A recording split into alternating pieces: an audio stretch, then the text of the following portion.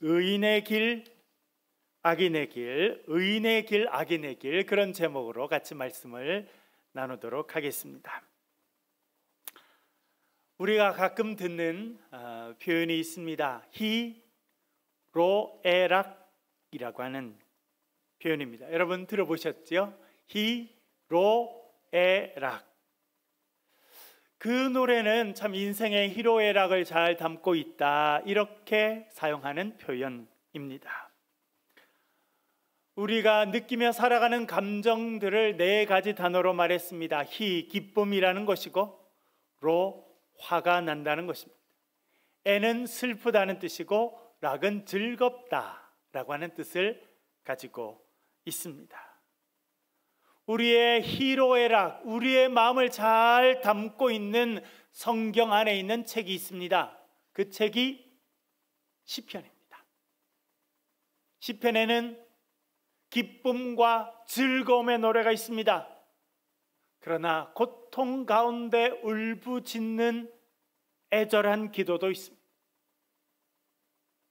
하나님, 나를 도와주십시오. 하나님 앞에 간절히 간구하는 기도가 있습니다. 그리고 나를 구원해 주신 그 은혜에 감사하고 감격하는 그런 감사의 기도도 있습니다. 그래서 여러분, 시편을 읽다 보면 우리의 마음이 치료되는 것을 느낄 때가 많이 있습니다. 특별히 여러분, 삶에 어려움이 있고 고민이 많으실 때 시편을 펴서 읽어보시면 참 좋습니다.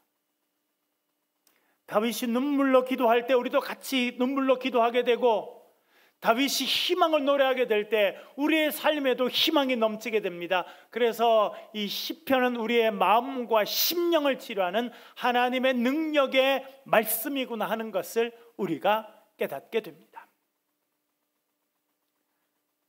이 150편의 시가 모여서 시편이 되었습니다. 그 중에 첫 번째 시를 오늘 우리가 읽어보았습니다. 왜 시편 1편이 제일 앞에 있느냐면 시편 50편 전체의 주제를 잘 알려주고 있기 때문에 그렇습니다. 그렇다면 여러분, 시편의 주제는 뭐가 되겠습니까? 복 있는 사람입니다. 여호와를 의뢰하고 살아가는 사람은 복 있는 사람이라는 것입니다. 그 사람이 의로운 사람이라는 것입니다. 그 복 있는 인생길을 걸어가는 자들이 되라라고 말씀하는 것이 시편 전체의 주제입니다. 시편 전체의 주제, 복 있는 사람입니다. 여러분, 그렇다면 복 있는 사람이 어떤 사람입니까? 어떤 사람이 복이 있는 사람입니까? 말 그대로 하면 하나님 주신 복을 받고 지금도 그 복을 누리고 있는 사람, 그 사람이 복 있는 사람입니다. 제가 하나 여쭤보겠습니다. 여러분, 예수 그리스도를 여러분의 구세주로 고백하십니까? 하나님 은혜로 여러분 죄 씻음 받으시고 하나님의 자녀가 되셨습니까? 그렇다면 여러분이 복 있는 사람입니다. 우리가 이미 하나님의 은혜를 입었고, 그리고 그 복을 지금도 누리고 있습니다. 저와 여러분이 복 있는 사람이라 성경이 말씀하고 있는 줄로 믿습니다. 이 시편 1편에 보면요, 이런 복 있는 사람이 해야 되는 일과 하지 말아야 되는 일이 잘 나오고 있습니다. 먼저 하지 말아야 될 일에 대해서 이렇게 말씀합니다. 시편 1편 1절 말씀 같이 한번 읽겠습니다. 시작. 복 있는 사람은 악인들의 꾀를 따르지 아니하며 죄인들의 길에 서지 아니하며 오만한 자들의 자리에 앉지 아니하고. 아멘. 복 있는 사람이 하지 말아야 되는 일, 하지 않는 일을 먼저 정리해 줍니다. 그것은 악인들의 꾀를 따르지 아니하는 것, 죄인의 길에 서 있지 아니하는 것, 오만한 자들과 함께 자리에 앉지 않는 것이다 라고 말합니다. 여기에 3가지 표현이 나오는데요, 악인들, 죄인들, 그리고 오만한 자들이 나옵니다. 3가지 표현이지만 사실은 뜻은 하나입니다. 악인들이라고 하는 뜻입니다. 악인이 죄인이고 또 그 악인이 오만한 자라 그렇게 말씀하시는 것으로 이해할 수 있습니다. 여러분, 우리가 시편을 통해서 분명히 알게 되는 것이 있습니다. 그것은 인간이 걸어가는 길은 크게 두 가지라는 것입니다. 하나는 의인의 길을 걸어가는 사람이 있고, 또 다른 하나는 악인의 길을 걸어가는 사람이 있다라고 하는 것입니다. 우리가 교회에서 가장 자주 쓰는 단어 중에 하나가 믿음이라고 하는 단어입니다. 여러분, 믿음이 무엇입니까? 뭐가 믿음입니까? 어떤 분들은 믿음하면 감정이라고 생각합니다. 오늘도 찬양 인도를 참 잘해 주셨습니다. 은혜 있는 찬양을 같이 부를 때 우리의 마음에 감동이 됩니다. 어떤 때는 말씀을 듣다가 눈물을 흘릴 때가 있습니다. 그렇게 좋은 은혜의 감정이 있으면 그것이 믿음이라 생각하는 사람들이 많습니다. 물론 좋은 신앙적인 감정과 믿음은 연결되어 있습니다. 그런데 믿음은 감정이 아닙니다. 믿음은 선택이고 결단이고 의지입니다. 내가 믿음의 사람이 된다고 하는 것은 하나님을 섬기며 살기로 결단하는 것입니다. 악인의 길이 아니라 의인의 길을 걸어가기로 선택하고 그 길을 건넌 사람이 믿음의 사람이라 말씀드릴 수 있습니다. 그런 의미에서 복 있는 사람이 될 것이냐, 의인이 될 것이냐, 아니면 악인이 될 것이냐는 오늘도 우리가 선택해야 될 문제라고 하는 것을 알게 됩니다. 여러분, 오늘 이 예배를 통해서 복 있는 사람이 되기를 선택하실 수 있기를 간절히 바랍니다. 이런 복 있는 사람, 의의 길을 걸어가는 사람이 하지 않는 일이 있습니다. 그것이 무엇입니까? 악한 자들의 무리에 속해서 그 길을 같이 걷지 않는다는 겁니다. 옛날 말에 그런 말이 있죠. 친구 따라 어디 간다는 거예요? 강남 간다. 어떤 사람은 그래요. 친구들이 가니까 전 따라갔거든요. 많은 사람들이 가니까 우르르 몰려가니까 따라갔습니다 라고 말하는 것 핑계가 될 수 없습니다. 복 있는 사람은 그 걸어가는 길이 선한 길인지 하나님이 기뻐하시는 일인지 그렇지 않는지를 구분하는 사람입니다. 그리고 악인의 길을 같이 걷지 않는 것이라 말씀하고 있습니다.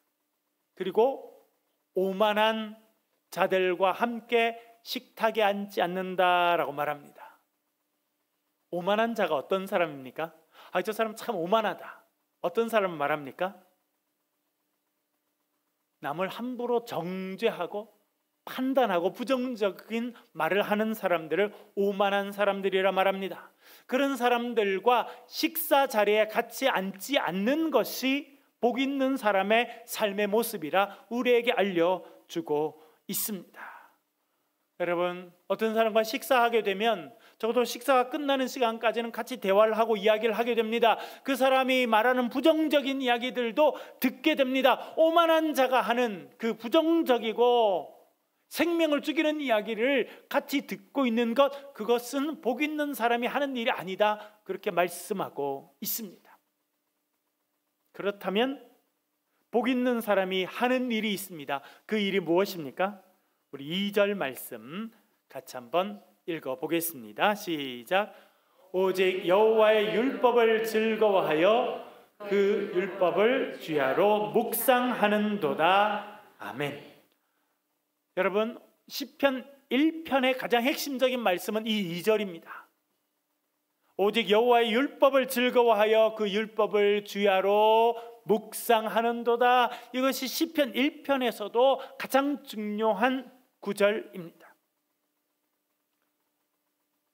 여기서 왜 중요하냐면 복 있는 사람이 하는 일, 선택하는 일이 여기 나와 있기 때문입니다. 여러분, 복 있는 사람은 무엇을 선택한다고 말합니까? 하나님의 말씀을 즐거워하고 그 말씀을 주야로 묵상하는 자들이다 라고 말해주고 있습니다. 다시 말하면 하나님의 말씀의 맛을 보았고 그 말씀의 단맛을 날마다 즐기며 살아가는 사람들이다, 그렇게 말씀드릴 수 있습니다. 여러분, 하나님의 말씀은 어떤 맛을 가지고 있습니까? 여러분, 하나님의 말씀을 먹어보니까 어떤 맛이 나던가요? 시편 119편 103절 말씀을 같이 한번 읽겠습니다. 시작.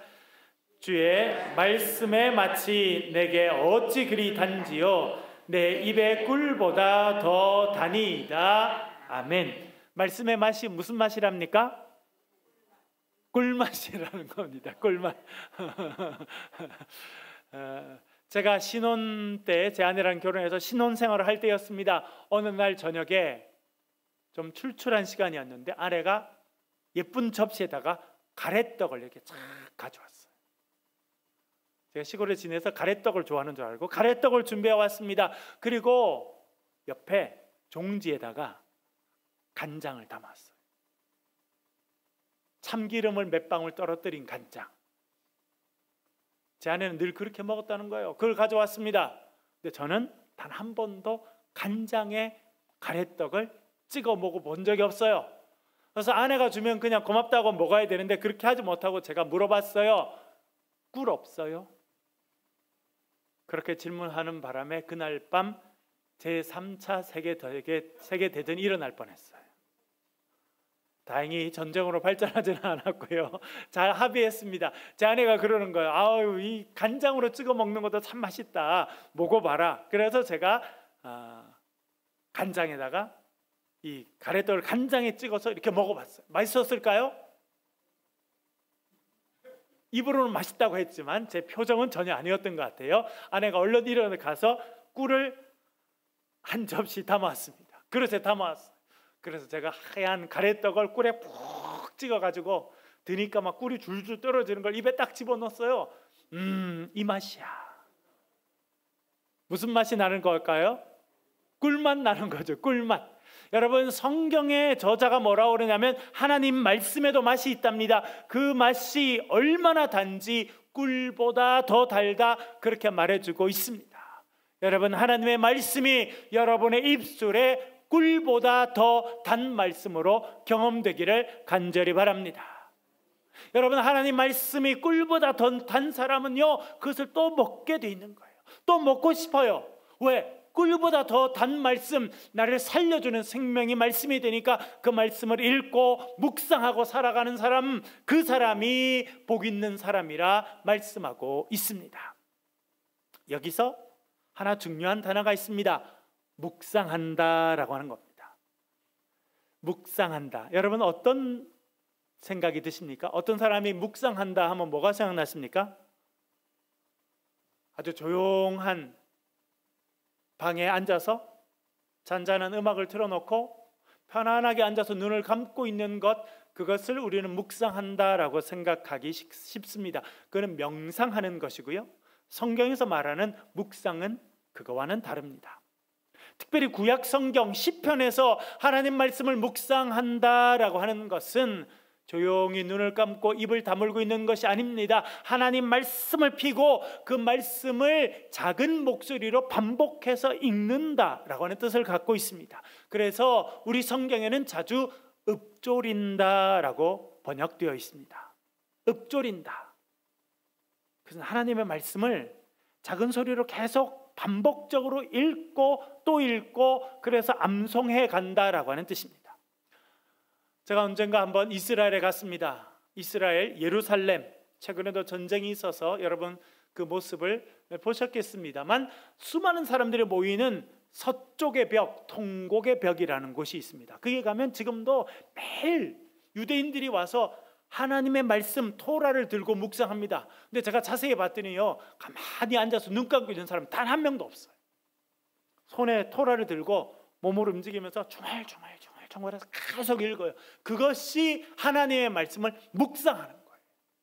작은 소리로 하나님 말씀을 반복적으로 읽고 그것을 또 읽고, 그래서 그것이 내 삶의 암송이 되면 그것을 또 입으로 반복하는 것, 그래서 하나님의 뜻을 깨달아가는 것을 묵상이라 그렇게 말합니다. 그래서 여러분, 하나님의 말씀이 내 머리의 꿀보다 더 달다 말합니까? 내 입의 꿀보다 더 달다 말합니까? 머리로 묵상했으면 내 머리의 꿀보다 더 달아야 되는데 입술로 작은 소리로 말하면서 묵상하기 때문에 내 입의 꿀보다 더 달다, 그렇게 표현해 주고 있는 것입니다. 이렇게 하나님의 말씀을 묵상하는 사람이 복 있는 사람이다 라고 말합니다. 그런데 여러분, 그 단계가 아니에요. 하나님의 말씀을 반복적으로 읽는 그 단계가 아니라 이 사람이 정말 복 있는 사람이 되는 이유는 더 깊은 단계로 나아가기 때문에 그렇습니다. 그것이 무엇입니까? 이 말씀을 통해 우리가 하나님의 임재 앞으로 나아가게 됩니다. 다시 말씀드리면 우리가 하나님의 말씀을 깊이 묵상할 때 우리는 하나님을 만나게 되고 경험하게 됩니다. 그래서 복 있는 백성이 되는 것입니다. 신약성경 사도행전 10장에는 중요한 내용이 나옵니다. 하나님의 말씀이 유대인들에게만 전파되었습니다. 하나님의 말씀이, 그리고 성령의 역사가 유대인들에게만 있었는데 사도행전 10장에 보면 이제 하나님의 말씀이 이방인에게로, 전 세계로 뻗어나가는 아주 중요한 사건 하나가 나옵니다. 그 사건에 등장하는 사람은 베드로와 고넬료입니다. 고넬료는 이탈리아 사람이고 로마 군인이었습니다. 100명의 군인들을 다스리는 백부장이었고, 유대인들 면에서 보면 그는 하나님의 백성이 아닌 이방인이었습니다. 그러나 그는 경건했고 하나님께 늘 기도하는 자였습니다. 하나님의 성령이 나타나셔서 요바에 있는 베드로를 청해오라 그렇게 말씀하십니다. 그래서 자기 하인들을 보냅니다. 요바에 있는 베드로를 청해서 자기 집으로 오게 됩니다. 고넬료가 자기 가족들뿐만 아니라 친구들, 친척들까지 자기 집에 다 모아놨습니다. 그때에 베드로가 그곳에 도착합니다. 그리고 놀라운 일을 경험하게 됩니다. 사도행전 10장 44절 45절 두 절 말씀 화면에 보셔서 같이 읽겠습니다. 시작. 베드로가 이 말을 할 때에 성령이 말씀 듣는 모든 사람에게 내려오시니 베드로와 함께 온 할례 받는 신자들이 이방인들에게도 성령 부어 주심을 말미암아 놀라니. 아멘. 그렇게 모여있는 이방인들 앞에서 베드로가 복음을 전하기 시작합니다. 하나님의 말씀을 전하기 시작하는데 놀라운 일이 생겼습니다. 어떤 일이 생겼다는 것입니까? 성령께서 그 자리에 임재하셨어요. 유대인들이 아닌 이방인들 가운데 성령께서 충만히 임재하셨습니다. 그러자 베드로와 그의 가족들이 변화돼서 그들이 방언으로 기도하기 시작하고 하나님을 찬송하기 시작했다. 그렇게 말씀해 주고 있습니다. 이 사건은 선교사적으로 대단히 중요합니다. 이제 하나님의 말씀이 이방인에게로, 전 세계로 뻗어가는 그 기점에 선 사건이 이 사건입니다. 그런데 여러분, 여기서 대단히 중요한 것을 하나 우리에게 알려줍니다. 그것은 무엇입니까? 언제 하나님의 영이신 성령이 임재하셨다는 것입니까? 베드로가 하나님의 말씀을 전할 때. 베드로도 깜짝 놀랐어. 사람들이 모여있고 하나님이 자기를 보내셔서 말씀을 전하게 하니까 하나님의 말씀을 그가 전하기 시작했습니다. 성령이 임해 주십시오라고 기도한 것도 아닌데 하나님의 말씀을 전할 때 성령께서 임재하셨다 말씀합니다. 여러분, 이것을 우리에게 중요한 것을 알려줍니다. 하나님께서는 어디에 임재하신다는 겁니까? 어떤 때에 임재하신다고 말씀하십니까? 하나님의 말씀을 나눌 때. 베드로가 하나님의 말씀을 나누자 그 고넬료 이방인의 집에 성령의 충만한 역사가 임했습니다. 그들이 변화되고 이제 말씀이 전 세계로 뻗어나가는 놀라운 역사가 있었습니다.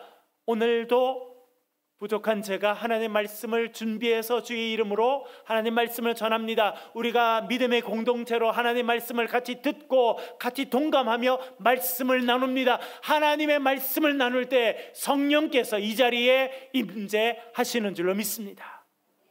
그 하나님께서 오셔서 우리의 마음을 만져주십니다. 우리의 답답한 인생의 많은 문제를 해결해 주십니다. 우리의 삶의 주인이 되어주셔서 우리에 있는 악한 권세를 물리쳐 주시고 하나님의 승리의 역사를 우리의 삶에 허락해 주시는 줄로 믿습니다. 하나님의 말씀을 묵상할 때 그 일이 이루어지게 됩니다. 여러분, 묵상이라고 하면 많은 사람들이 개인적으로 성경을 피고 읽고 묵상하는 것만 생각합니다. 그것도 묵상입니다. 그런데요, 여러분, 우리 교회에서 예배 드릴 때 이 설교를 하는 것은요, 공동체가 하나님의 말씀을 묵상하는 거예요. 이렇게 묵상함을 통해서 우리는 하나님의 임재 앞으로 나아가게 됩니다. 그리고 하나님은 하나님의 말씀을 묵상하는 자를 만나 주시고 그들을 회복시켜 주신다, 성경이 말씀하고 있습니다. 복 있는 사람은 하나님의 말씀을 즐거워합니다. 그리고 주야로 그 말씀을 묵상하는 자라 말합니다. 하나님 말씀을 묵상함을 통해서 하나님의 임재 앞으로 나아가고 하나님을 경험하는 사람이 복 있는 사람입니다. 그 사람의 삶을 여러분들이 오늘도 선택하시기를 간절히 바랍니다. 이렇게 묵상을 통해 하나님의 임재 앞으로 나아가는 사람들에게 주어지는 복이 있습니다. 성경 3절 말씀 같이 읽겠습니다. 시작. 그는 시냇가에 심은 나무가 마르지 아니함 같으니 그가 하는 모든 일이 다 형통하리로다. 아멘. 복 있는 사람을 비유했어요. 뭐에다 비유했습니까? 어디에 심긴 나무요? 이게 중요합니다. 시냇가에 심겼다는 거예요. 저도 이스라엘에 몇 번 가본 적이 있는데 이스라엘은요, 아주 건조합니다. 우리가 말하는 사막은 아니지만 광야라고 불러야 될 만큼 건조한 지역이 있습니다. 우리나라하고 비교할 수 없을 정도로 비가 적게 옵니다. 제가 이번에 설교를 준비하느라 통계를 찾아봤더니 이스라엘 땅, 특별히 예루살렘 땅은 1년 365일 가운데 구름이 끼거나 비가 오는 날은 45일이랍니다. 그러니까 그 외에는 다 해가 쨍쨍 내려 비치는 거예요. 그리고 여러분, 우리 정도의 온도가 아니라 뭐 지금 이제 대구도 좀 많이 더워졌습니다만 40도가 넘는 날들도 엄청 많습니다. 너무나 무덥죠. 뜨거운 태양이 비칩니다. 그리고 지중해성 기후의 특징은 뭐냐면 겨울에만 비가 옵니다. 봄이 좀 지나서 여름이 될 때부터 가을 때까지는요, 비가 한 방울도 안 내리는 해가 너무나 많습니다. 그러니까 햇볕은 뜨거운데 물이 없으니까 식물들이 말라 죽고 나무들이 쓰러지고 그렇게 됩니다. 그래서 성경에서 하나님께서 복 주시는 자를 어디다 비유했습니까? 시냇가에 심기운 나무라는 것입니다. 왜냐하면 여러분, 햇볕은 충분해요. 필요한 것은 물입니다. 근데 시냇가에 심겨진 나무는 뿌리를 쫙 내려서 그 시내에 있는 물들을 흡수합니다. 그러니까 가뭄이 와도 걱정이 없어요. 가지를 뻗게 되고 가지에 건강한 이파리가 달리게 되고 그 결과로 풍성한 열매가 맺히는 것입니다. 올리브 열매가 맺히고 풍성한 포도 송이가 열리게 되는 것, 그것이 시냇가에 심겨진 나무라 그렇게 말씀합니다. 여러분, 저와 여러분의 삶이 시냇가에 심겨진 나무의 인생이 되시길 주의 이름으로 간절히 축원합니다. 오늘 본문에서는 그런 사람들을 그가 하는 모든 일이 형통할 것이다 라고 말합니다. 형통의 복을 누리고 살아가는 사람들, 그 사람들이 복 있는 사람들이고, 형통의 복을 누리기 위해서 우리가 해야 되는 일은 하나님의 말씀을 즐거워하며 그 말씀을 묵상하는 것이다 라고 말씀하고 있습니다. 그런데 악인은 그렇지 않다는 겁니다. 4절 말씀 같이 한번 읽어보겠습니다. 같이 읽겠습니다. 시작. 악인들은 그렇지 아니하며 오직 바람에 나는 겨와 같도다. 아멘. 여기에 바람에 나는 겨와 같다, 그것이 악인이다, 그렇게 표현했습니다. 여러분, 바람에 나는 겨, 여기서 겨가 뭘 말할까요? 예, 여러분 쌀농사 해보셨죠? 네, 안 해보신 분도 있고 해보신 분도 있고 그래서 벼가 이렇게 쭉 자라서 이제 여름에 이제 알곡이 맺히게 되면 가을에 이렇게 머리를 숙이거든요. 그러면 이제 그것을 다 베서 탈곡을 합니다. 그래서 이제 볏짚은 옆으로 내놓고 그 알맹이를 모으는데, 여러분, 그렇게 볏짚에서 떨어진 알맹이를 바로 밥솥에 넣고 밥을 하면 어떻게 되나요? 그렇게 해서 밥 먹나요, 여러분? 그렇게 해서 못 먹어요. 무슨 단계를 거쳐야 됩니까? 뭘 벗겨내야 돼요? 예, 그 껍질, 이 쌀을 싸고 있는 껍질을 벗겨내야 되는데 그 그것을 왕겨라고 이야기합니다. 그 예전에는, 지금은 뭐 여러분 우리가 뭐 그런 것도 별로 안 합니다만, 그 옛날에는 정미소가 있었고 그 전에는요 다 그거를 절구에 넣어서 이렇게 통콩콩콩 찍어서 했거든요. 저는 그거는 안 해봤는데 저희 어릴 때 저희 집에서 콩은 많이 농사를 짓는 걸 보았습니다. 그래서 콩 씨를 뿌려놓고 하면 이제 콩이 많이 자라죠.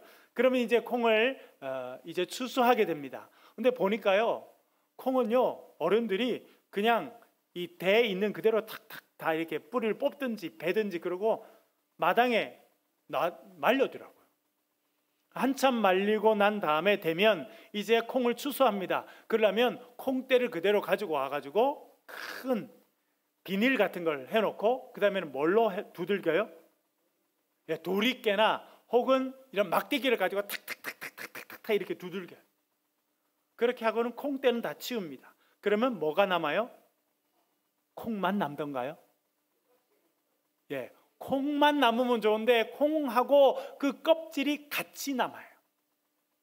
그럼 이제 뭘 해야 됩니까?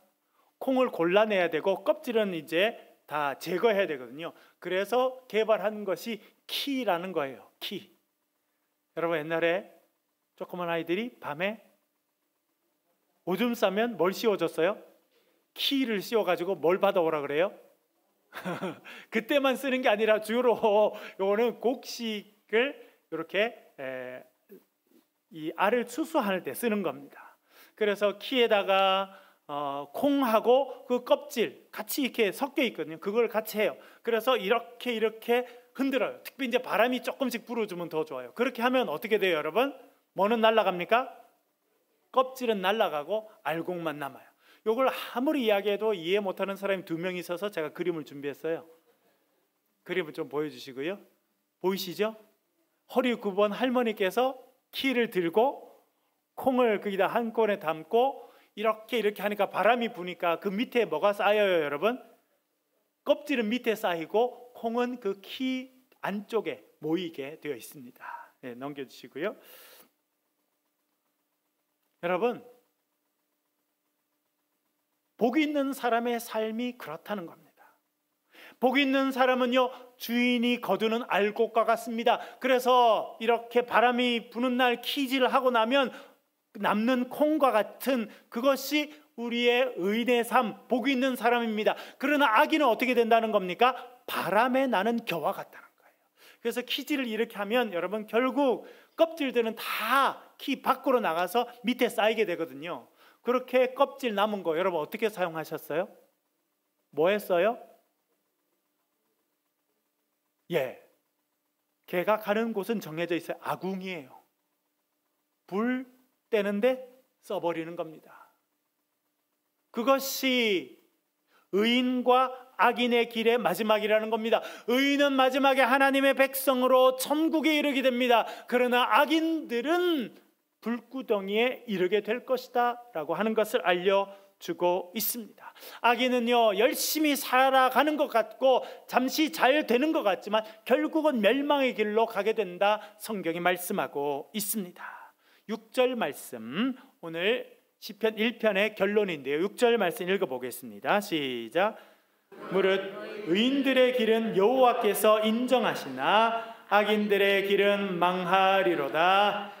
아멘. 의인의 길은 어떻게 하신다는 겁니까? 하나님께서 인정해 주세요. 너는 나의 자녀다 인정해 주십니다. 그리고 하나님께서 그 의인들에게는 의로운 면류관을 씌워주시고 하늘에 준비하신 아름다운 본향에서 하나님을 찬양하며 살게 하실 것입니다. 그러나 악인들의 길은 망할 것이다 라고 말합니다. 아까 그 키에서 이렇게 바람이 불 때 한 다음에 떨어진 껍질들은요 저희들은 다 모아서 아궁이에 집어넣었어요. 그렇게 멸망으로 이르게 될 것이다 말씀하고 있습니다. 여러분, 오늘 시편 150편의 시작인 1편을 통해서 우리에게 말씀하시는 것이 있습니다. 그것은 하나님께서는 저와 여러분이 복 있는 사람으로 살기를 원하십니다.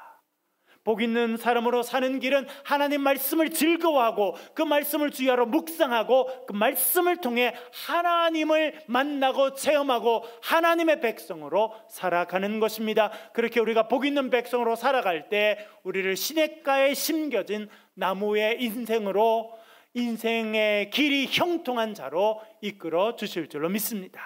이런 은혜를 받아 누리며 살아가시는 저와 여러분 되시길 주의 이름으로 간절히 축원합니다. 우리 기도하겠습니다. 우리 소리를 내서 한번 기도하실 때 말씀을 붙잡고 한번 기도하겠습니다. 하나님, 우리로 복 있는 자가 되게 하시옵소서. 말씀을 깊이 묵상하며 그 말씀을 즐거워하며 주야로 묵상하여서 하나님 기뻐하시는 인생이 되게 하시고 물가에 심겨진 그런 인생이 되게, 그런 나무와 같은 인생이 되게 도와달라고 소리를 내서 동성으로 같이 한번 기도하겠습니다. 아버지 하나님,